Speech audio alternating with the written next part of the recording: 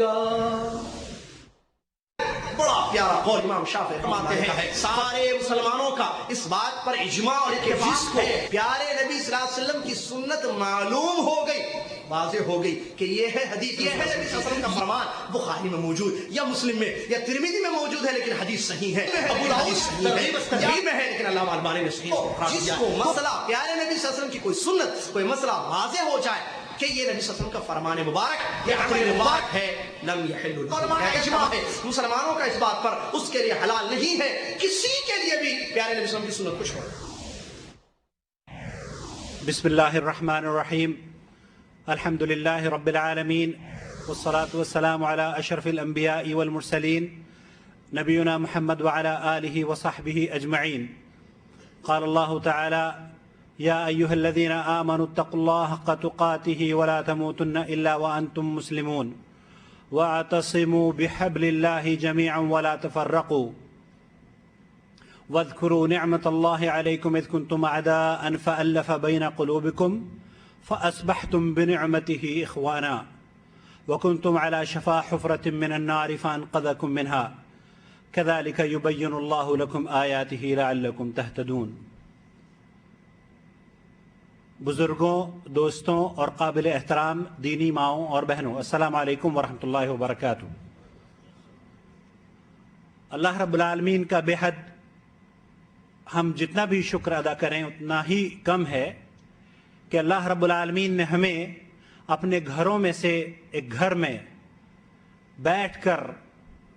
اس کے دین کو سیکھنے اور سمجھنے کی توفیق سے نوازا ہے۔ اللہ رب العالمین اس آج کی ہماری مجلس پر اپنی رحمتوں کا نزول فرمائے اور ہمارے اس بیٹھنے کو شرف قبولیت عطا فرمائے، ہمارے علم اور عمل میں اضافے کا ذریعہ بنائے اور ہماری گردنوں کو جہنم سے نجات کا سبب بنائے، آمین یا رب العالمین۔ حضرات، گزشتہ کئی ہفتوں سے مملکت سعودی عرب ہی نہیں بلکہ پورا عالم اسلام ایک ایسی فکر کو محسوس کر رہا ہے جو کہ اللہ کے نازل کردہ دین قرآن و سنت پر عمل کرنے سے یا اس کو سیکھنے سے عام انسانوں کو روک رہی ہے، ان کو پریشانی میں مبتلا کر رہی ہے۔ اللہ رب العالمین نے اسلام کو قرآن و سنت کی شکل میں اتارا، لیکن ہمارے درمیان ایک ایسی فکر پیدا ہوئی جس فکر کے ذریعے یہ پیغام عام کیا جا رہا ہے کہ جناب قرآن کریم ہی انسان کی رہنمائی کے لیے کافی ہے، حدیث کی ضرورت نہیں ہے، احادیث پر کلام کیا جا رہا ہے، احادیث کو نئے سرے سے مرتب کیا جا رہا ہے، اور جو محدثین کرام نے احادیث کی خدمات کی ہیں ان پر نکتہ چینی کی جا رہی ہے۔ ہمارے درمیان پاکستان سے آئی ہوئی ایک علمی شخصیت موجود ہے، آپ نے اخبار میں کل پڑھا ہوگا، فضیلت شیخ قاری خلیل الرحمن حفظہ اللہ، جو عمرے کے لیے یہاں مملکت سعودی عرب میں تشریف لائے ہیں۔ اللہ رب العالمین آپ کے اس سفر کو سفر مبارک بنا دے، قابل قدر سعی اور معاف کیا ہوا گناہ بنا دے۔ آج میں یہ سمجھتا ہوں جدہ کے اس جو تقاریب یہاں پر ہوئی ہیں وہ ان کڑیوں میں سے یہ آج آخری کڑی ہے شیخ کی، کیونکہ منڈے کو غالباً آپ کی واپسی ہے، اور ہم نے جانے سے پہلے یہی سوچا کہ فضیلت الشیخ سے اس اہم ترین اور حساس موضوع پر کچھ سنیں اور ہم ایک عام انسان اسلام کو کس طریقے سے سمجھے اور احادیث کی اس دین میں جو اللہ کا نازل کردہ دین ہے اس دین میں کیا حیثیت اور کیا اہمیت ہے، اس موضوع پر ہم نے شیخ سے درخواست کری اور شیخ نے اللہ رب العالمین انہیں جزائے خیر عطا فرمایا، اس کو قبول فرمایا۔ بلا کسی تمہید کے میں فضیلت شیخ سے گزارش کروں گا کہ تشریف لائیں اور حدیث کے اہمیت کے عنوان پر اپنے خطاب کا آغاز فرمائیں۔ فلیتفضل فضیلت الشیخ قاری خلیل الرحمن حفظہ اللہ۔ السلام علیکم ورحمۃ اللہ وبرکاتہ۔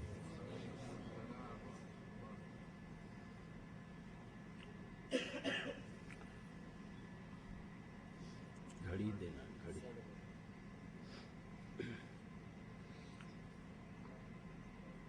ایک گھڑی مجھے دینا، میں واپس کر دوں گا۔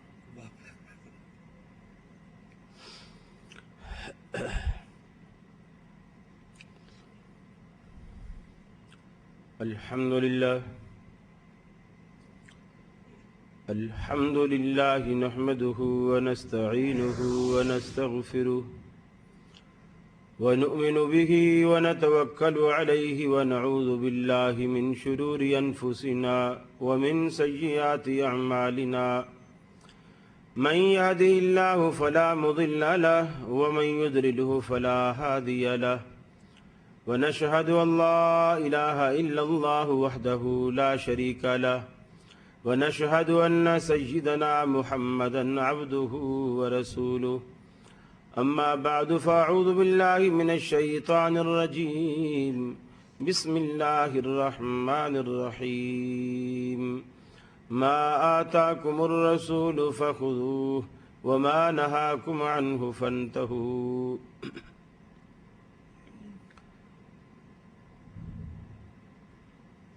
بغیر کسی تمہیدی کلمات کے آپ تمام احباب کے شکریہ کے بعد کہ آپ اپنی محبت سے بیٹھے ورکنگ ڈے میں، اور کل بھی کوئی چھٹی کا دن نہیں ہے، اور مجھے حکم ملا ہے کہ میں آپ کو زیادہ وقت لے کر پریشان نہ کروں، اور میں خود بھی کل سے کافی صرف 2 گھنٹے اس وقت تک نیند ہوئی ہے۔ میں خود بھی یہی چاہ رہا ہوں کہ جلدی سے فارغ ہو جایا جائے، اور آج سوالات کا بھی موقع آپ کو نہیں دیا جائے گا۔ پونا گھنٹہ وقت ملا ہے، 9:30 بج رہے ہیں، انشاءاللہ العزیز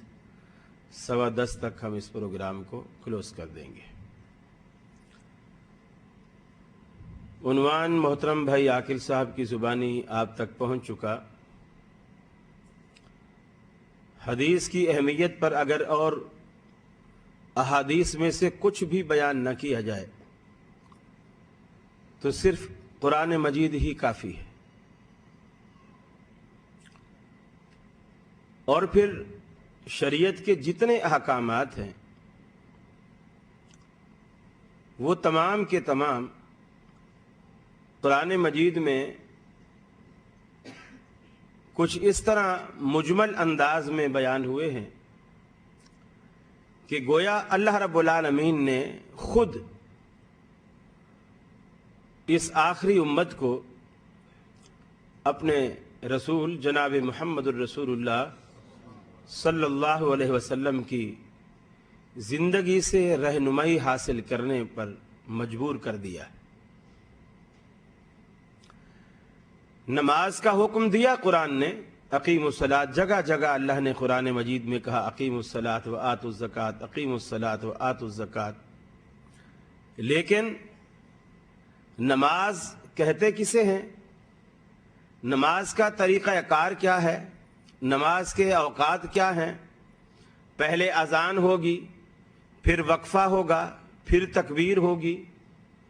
پھر اس کے بعد نماز پڑھی جائے گی، لوگ آئیں گے، پہلے سنتیں پڑھیں گے،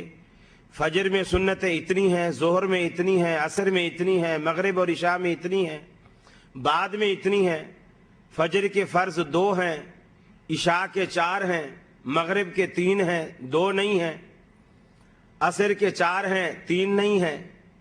تو یہ جو تقسیم ہے ساری کی ساری پورے قرآن مجید میں کہیں نہیں ہے، اور نماز جیسا اہم مسئلہ اور اس کی جزیات کا، اس کی تفصیلات کا قرآن مجید میں نہ پایا جانا، اور اللہ کی طرف سے نماز کو فرض قرار دینا اور اس کے طریقہ کار کو بالکل نہ بتلانا، گویا یہ خود اس کا واضح اشارہ ہے کہ تم پر صرف قرآن پر ایمان لانا ہی فرض نہیں ہے، تم نے کلمے میں صرف لا الہ الا اللہ ہی نہیں پڑھا بلکہ محمد الرسول اللہ بھی پڑھا ہے۔ اس لیے اس میں پائی جانے والی تمام تر تشریحات کا تعلق رسول اللہ صلی اللہ علیہ وسلم کی زندگی سے ہے، آپ وہیں سے لیں۔ زکوٰۃ کا حکم دیا لیکن پورے